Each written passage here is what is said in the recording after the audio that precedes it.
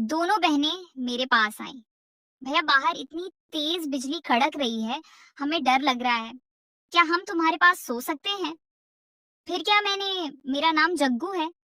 मेरी उम्र 22 साल है, 5 फुट 4 इंच और अभी हाल ही में मैंने कॉलेज शुरू किया है।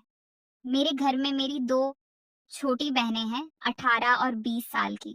दोनों की हाइट 5 फुट 2 इंच गोरी रंगत, लहराती छोटी और देखने में 25 साल की लगती है। थोड़ा नखरा तो उनमें है, किसी से ज्यादा मिलती जुलती नहीं, पर मेरे लिए उनकी आंखों में हमेशा एक खास चमक रहती थी। मैंने कभी उनके बारे में कुछ नहीं सोचा, पर एक दिन कुछ ऐसा हुआ कि हम तीनों के बीच का रिश्ता और मजबूत और गहरा हो गया। उस दिन बारिश का मौसम था, कॉलेज जल्दी छूट गया था और मैं बाइक से घर लौट रहा था। तभी पापा का मुंबई से फोन आया।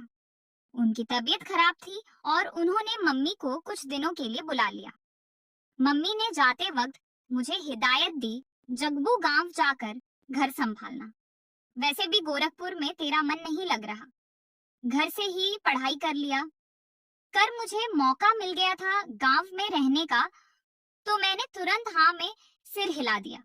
मम्मी को ट्रेन में बिठाकर जब मैं घर पहुंचा तो थकान से नींद आने लगी थी। बाहर तेज बारिश हो रही थी, बिछी कड़क रही थी और हवा में ठंडक थी।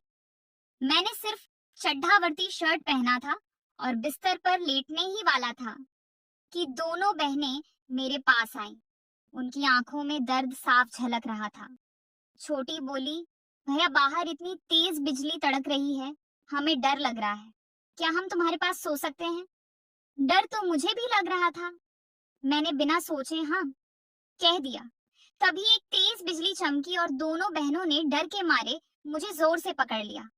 उस पल में मेरे दिल की धड़कन तेज हो गई। बारिश की ठंडी बूंदें खिड़की से छींटे मार रही थी और कमरे में सिर्फ हम तीनों थे। उस रात हम तीनों ठंड से एक दूसरे के करीब बैठे थे। डर ने हमें एक दूसरे का सहारा बनाया और उस बारिश वाली रात ने हमारे भाई बहन के रिश्ते को एक नई गर्मजोशी दी। उस रात बारिश और तेज हो गई थी।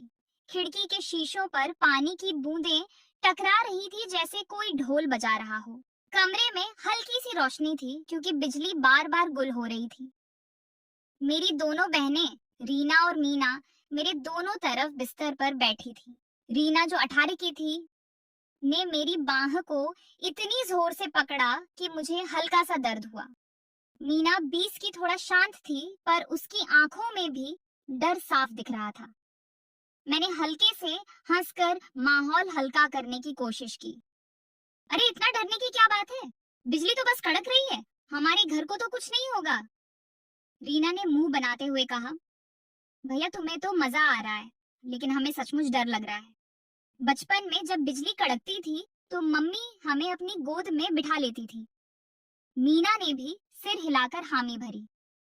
मैंने सोचा ये मौका है भाई की जिम्मेदारी निभाने का। मैंने कहा, ठीक है तुम दोनों मेरे पास ही रहो, मैं हूं ना, कुछ नहीं होगा। तभी फिर से ही तेज कड़क के साथ बिजली चमकी और इस बार बिजली पूरी तरह चली गई। कमरा अंधेरे में डूब गया। रीना ने डर के मारे चीख मार दी और मेरे गले लग गई। मीना ने भी मेरी दूसरी बाह पकड़ ली। उस पल में मैं थोड़ा अटपटा सा महसूस कर रहा था, पर उनकी दर भरी सांसों ने मुझे एहसास दिलाया कि वो मुझ पर कितना भरोसा करती है।